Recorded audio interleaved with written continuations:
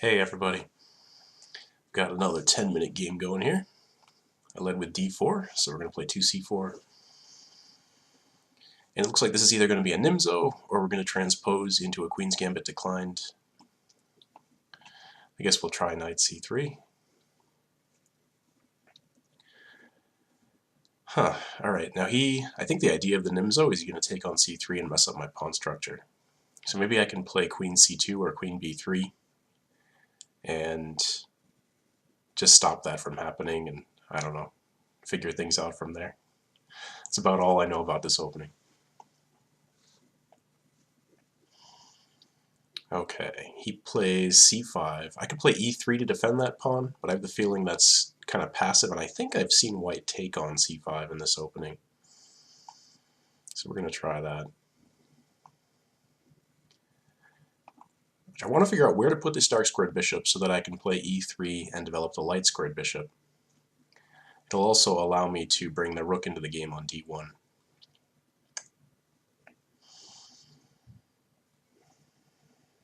I guess the f5 square looks pretty nice. f4, I'm sorry. And if knight h5, I mean, if nothing else, I could take on b8 and play e3 and just kind of claim that that knight on h5 is a bad piece.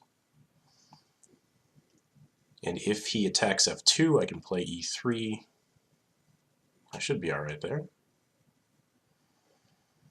So maybe he'll just castle.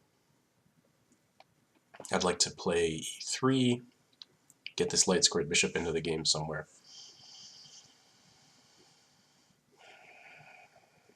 And please forgive any sniffling I do during this video. I'm trying to get over a cold.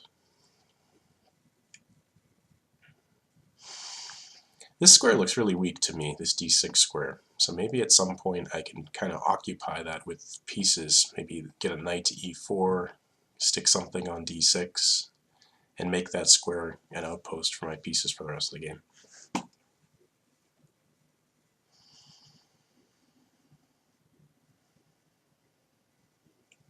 The fact that he's thinking so much makes me think that I left book, and he's trying to figure out how to exploit that. Certainly would not surprise me. Okay, knight c6.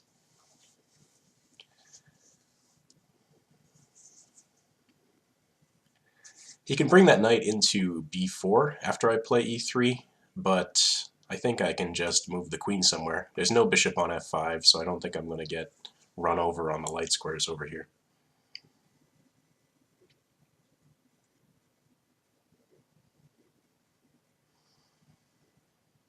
Although now after knight h5, I guess he is grabbing this bishop.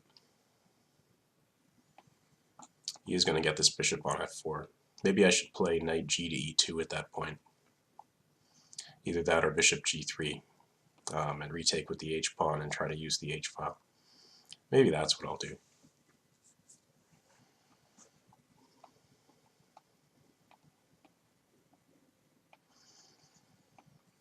I've got this new, much quieter mouse, so hopefully those of you who didn't like the clicking sounds very much are less annoyed with this one.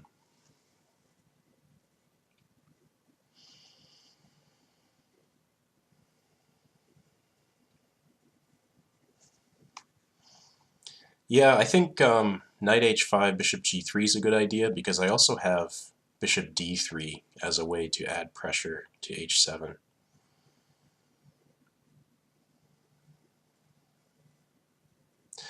But I have to watch out for the b4 square. All right, well it's hard for there to be something wrong with knight f3. So why don't I just develop another piece, get closer to castling kingside if that's what I want to do, and maybe later on I can play a3, b4.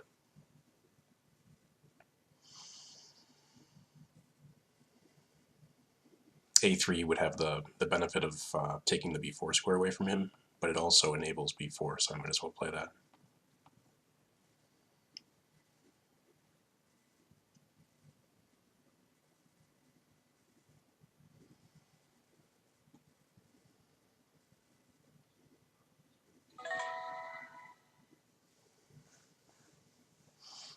I've got the fifth and final round of the George O'Rourke Memorial Tournament coming up on Wednesday. And then I'm going to try to play in at least one weekend tournament in April, probably at least the Foxwoods one. A6.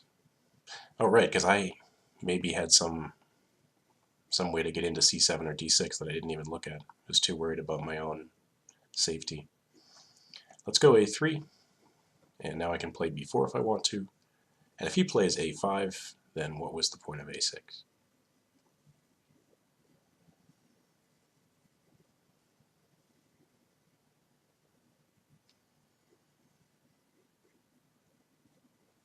I guess I feel good in this position because this bishop on C8 is a pretty bad piece. And my king isn't safe yet, but doesn't really need to be as far as I can tell.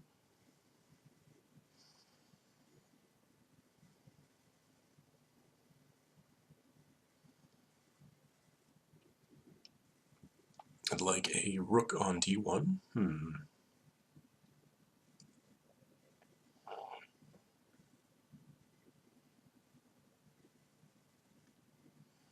Okay, so maybe now is the time to do that, because if I play B4, he's gonna take that pawn because of the pin. He's also maybe threatening knight to B4, so let's play rook D1.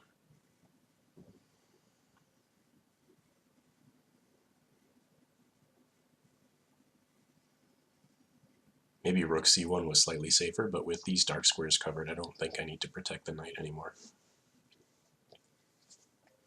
I'm now threatening B4, winning a piece.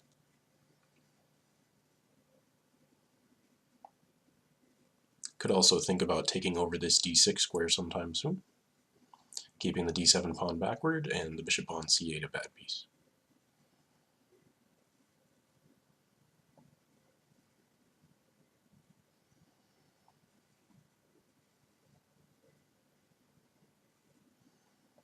Yeah, I don't really see anything here for black, so this looks like trouble.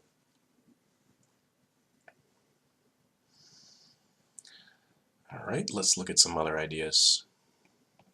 I can also bring this bishop to D3 and try to hit H7 by removing the knight on F6. Okay, do I want to play B4? I mean, I guess so. Why not, right? The bishop's nice on C5. Why not get it off of there and take some queenside space? So we'll play that. And if this bishop leaves the D6 square, then I can make even better use of that, perhaps.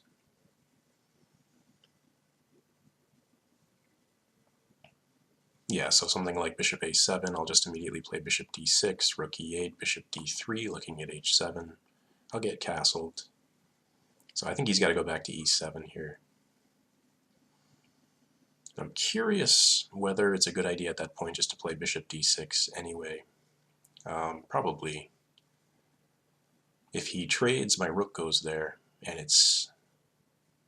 Oh, he has knight E8, doesn't he? He can eject my rook from that square.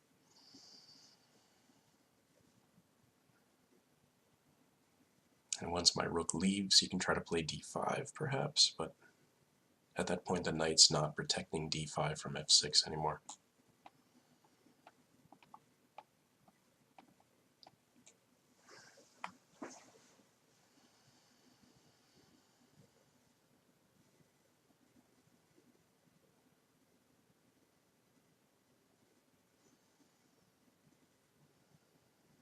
This position looks so good to me that I really just don't want to screw anything up. So perhaps I'll just develop the light squared bishop to D3, get castled, and say white has a significant advantage.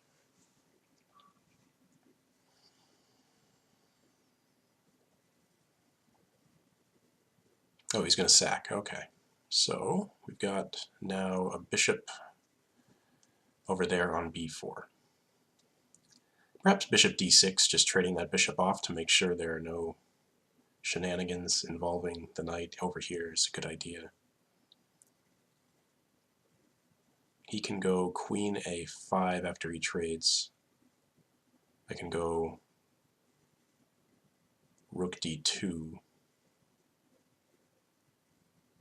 And then queen a1, rook d1, queen a5, queen d2 should take care of business. If I go bishop d3 or bishop e2 instead, he's going to play queen a5. I'll have to play rook c1.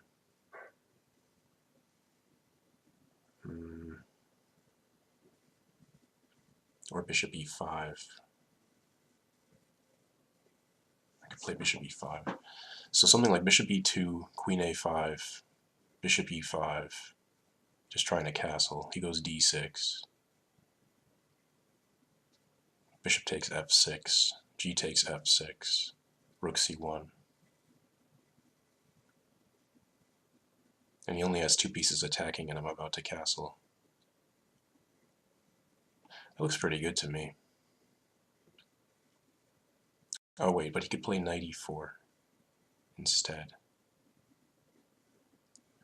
Yeah, so bishop e2, knight e4, queen e4, bishop c3 check, knight d2, queen a5.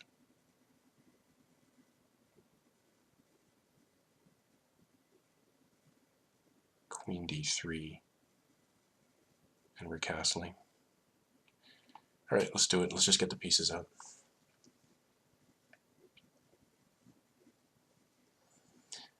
Yeah, okay, so he goes for this idea. What if bishop e5, knight e4? I play queen e4, bishop c3, queen c3, knight d2. That's fine. So we're gonna go with my bishop e5 idea. Expect d6, and I'll play bishop takes f6.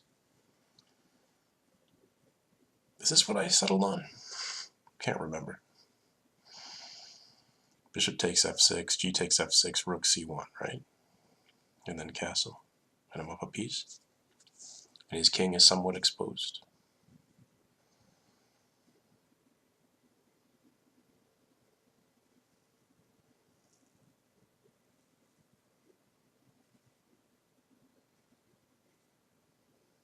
I just saw knight g4, but maybe I have knight g5, threatening checkmate, and threatening the knight on g4. That's a lot of arrows.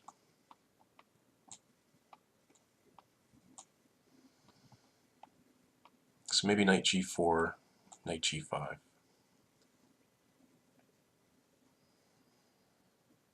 Yeah, that should win for white. Okay, he goes for the knight e4 version. We're going to take on e4. He's going to take on c3. We're going to take back. He's going to take. And we're going to go knight to d2 and protect that c-pawn. I can play bishop d3 shortly. I think we just want to trade here. Why not? And is bishop or queen d3 a good idea? Maybe. Yeah, we could play that move with tempo and then castle.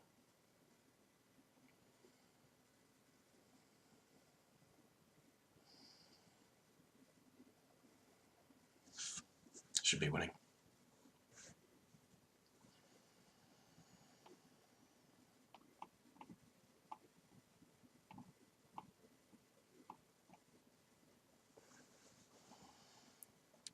Bishop to f5, okay. So we're going to go queen d4 and offer a trade. I don't think he can trade.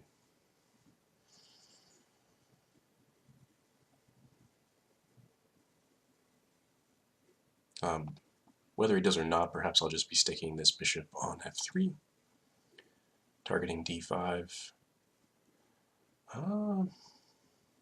Actually, maybe bishop d3 to trade light-squared bishops. That looks reasonable to me.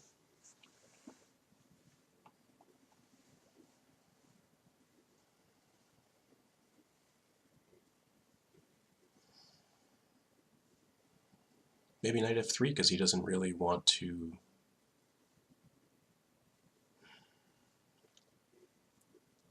I don't need to play knight f3 though. I can just play rook c1 and his bishop's not very good on that square. Alright, so let's go rook c1. Now there's some tension here that he has to worry about. My queen's on a very good square. He can't take the c-file away from me. What am I going to do with this knight though? Man, that seems like a risky thing for him to do, play f5 there, but I guess he has to take chances or he's just going to lose.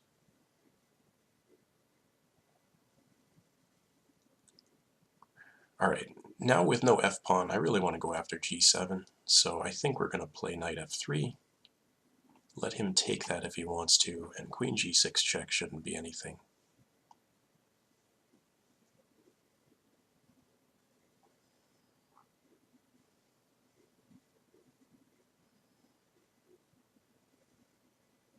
I don't think he can allow this knight to hop into g5 or e5.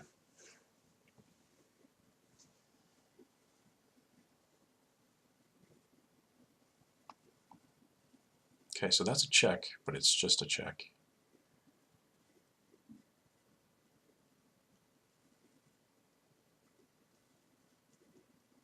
Huh, it's kind of not easy to defend that pawn, though. Because if I put the bishop on e2, it's hanging there. And I want my queen to stay on this diagonal, but okay. Yeah, he's going to go rook f6, rook h6, isn't he? Bishop e2, rook f6, rook g1.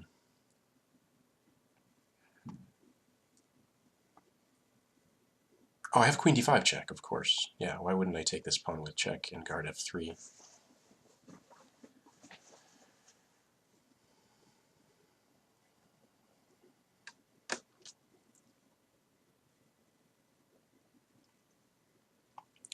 And now play this move and be able to play my queen back to g2 if I want to.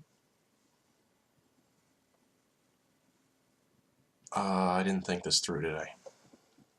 Shoot, he's got rook d8 and he might be winning my bishop. Whoops.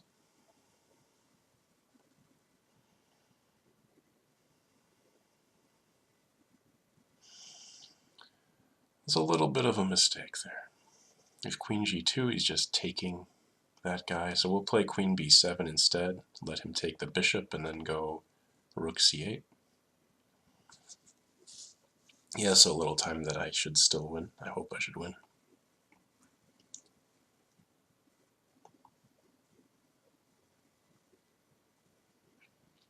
Gotta watch this d1 square, which might allow him to draw or win at some point.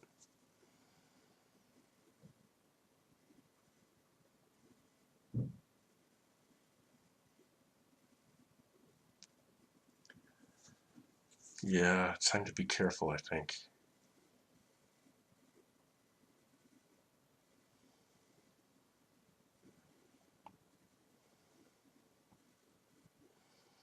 Shoot. Oh, what about rook g1? Threatening this guy.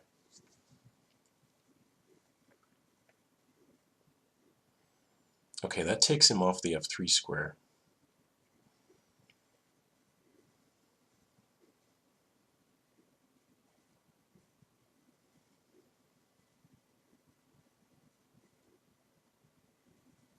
Maybe rook c7?